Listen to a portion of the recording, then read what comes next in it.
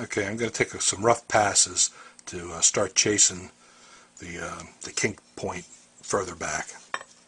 You know, I can feel it rock. So you can just see where the fresh,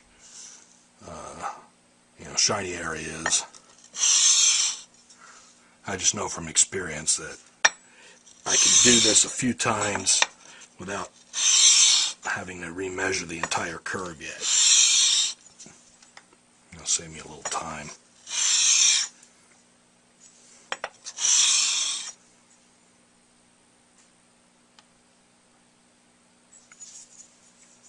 Okay, I'm gonna get ready to measure up the facing again and find out where we're at.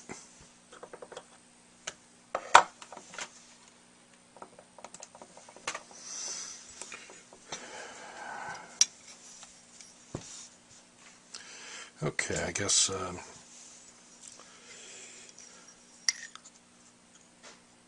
I moved the camera so maybe you have a shot at seeing me measure and type in the facing curve numbers.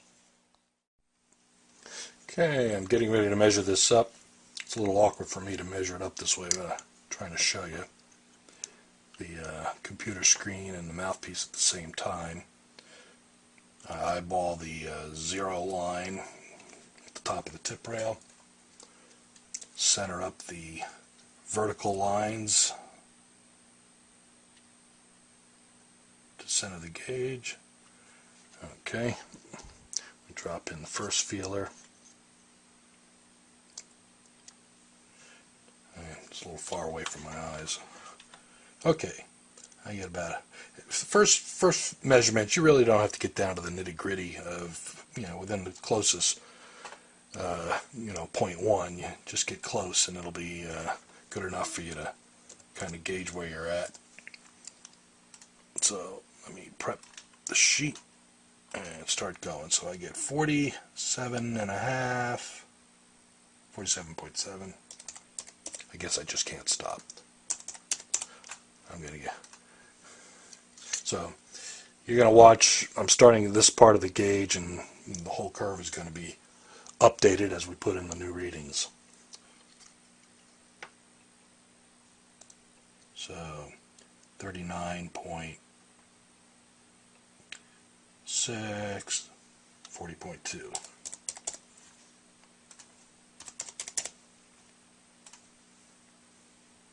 That's quite a change. It's going to be a change because we took a lot of material off. 34, 35. I never get round numbers like that.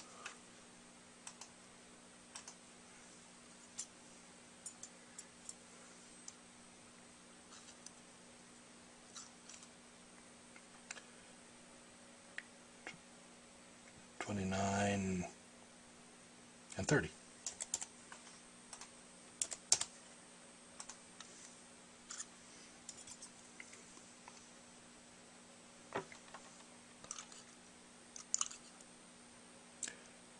$24.1, $25.2.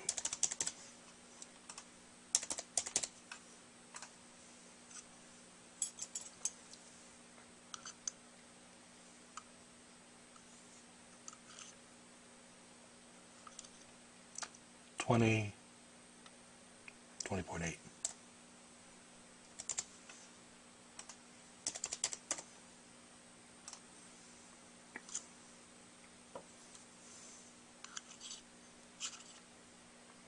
15.9, 16.7.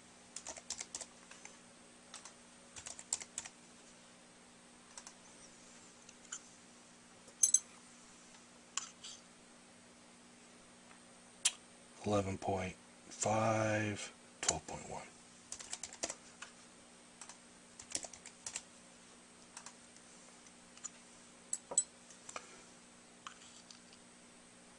$7.8, 8.2.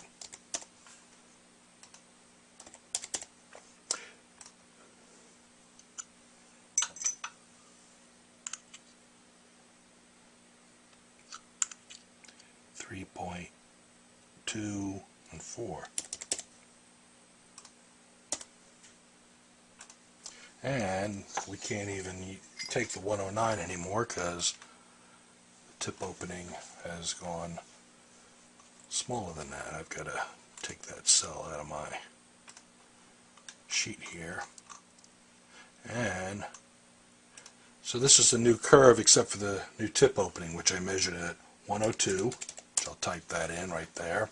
And I could remeasure the tip rail thickness, but I'll do that later. It probably hasn't changed much from 30 because I haven't taken any strokes from there. So what we have here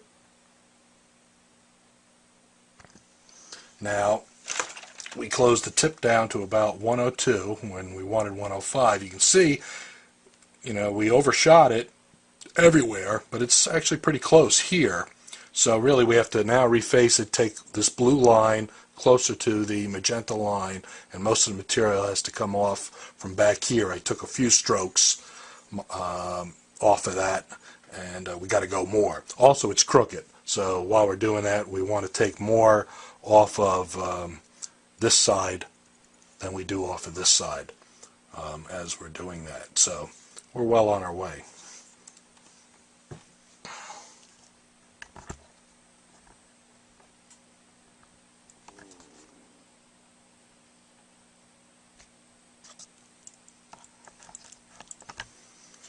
So now it's just like a regular reface job without opening the tip. Just go from a sloppy facing. So I guess I'll put myself a little reference mark where I want to avoid taking material from, and that'll be somewhere around 8. So put a little mark there. Say don't cut any more there. And also maybe where the facing length is, so that I know how far back to start. So that's back here at 49. Okay. So it's my 2 marks there.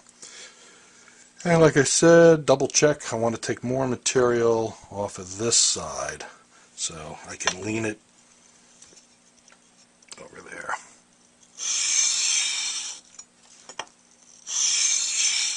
Take a couple strokes leaning, and then just a couple regular strokes. You can put other marks on there, like where the maximum bump is and things of that sort, but I know it's about there. And I'll take a little stroke.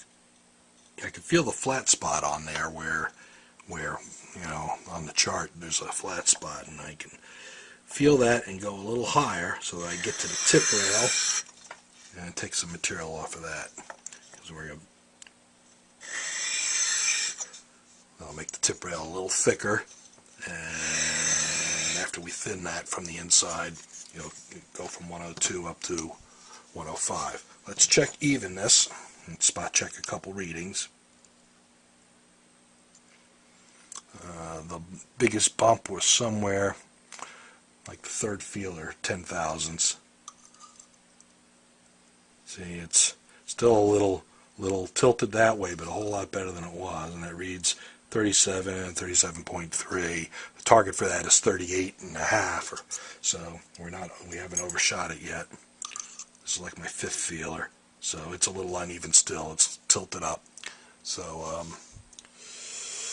we'll take some more material off that side.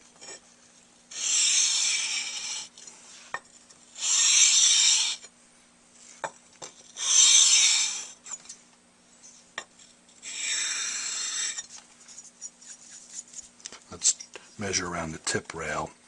That was crooked up there too. Target for that is around 4.5 with the 93 thousandths feeler. Sometimes when you put the glass gauge on, you can actually feel a grit of sand in there from the sandpaper, so that's why I used to be oblivious of that, and then you end up with bad readings and a lot of scratch marks on your gauge. So it has to kind of feel like it's metal against glass to get a good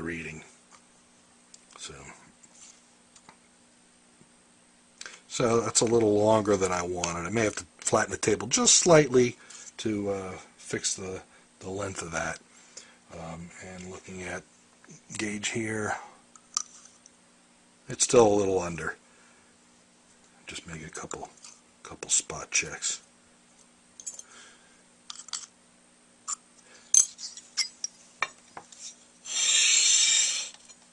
And I wanted to check really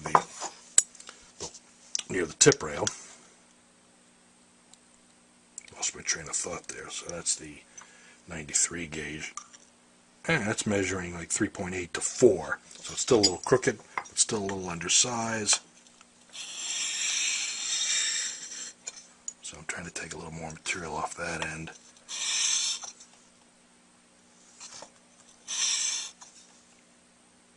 I'm taking more material close to my mark. Felt a bump there. So when you're first learning this, you really need to rely mostly on measurements. I'm doing a lot of facing work here without taking many measurements because of the experience factor. But until you get that experience, you really should take a lot more measurements. So now I'm start to smooth that out. I'm gonna take a few short passes for the table again. I need to bring that side down. There's a low spot right there that I could see that's not cleaning up, so I'm going to have to address that as we go on.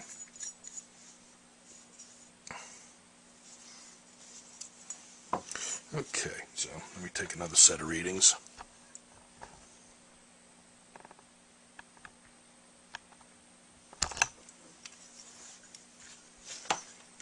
There. Gotta prep the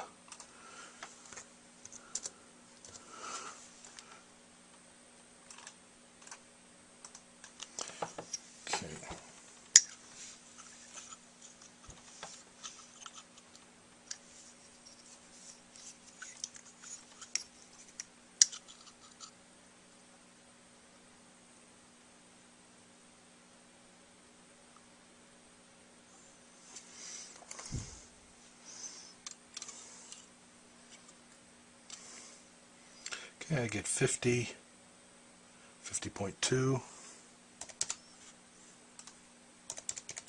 which is not bad, you know. I could change my target from 49 to 50 if that falls into a nice curve.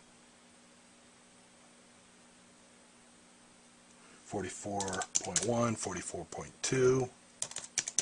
So we may have overshot it a little bit back here at the beginning of the curve. Sometimes that happens. 38.6, 39.1.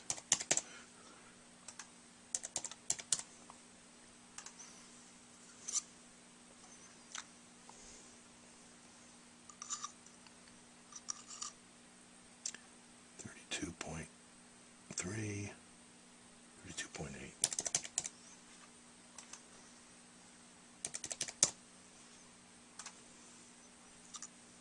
You can see how that curve is just snapping pretty much really in the vicinity of where we want to be.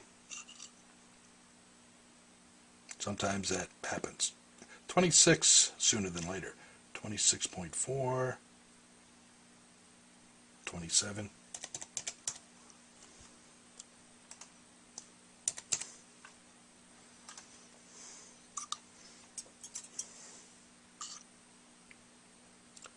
.8, 22.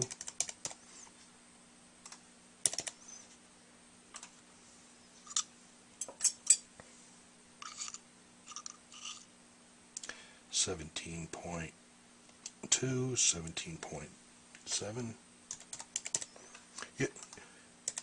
I've said this before, you don't have to take measurements to the nearest tenth. I've just gotten used to doing it. If nearest half or quarter works for you, you can do fine work that way. 12, 12.3.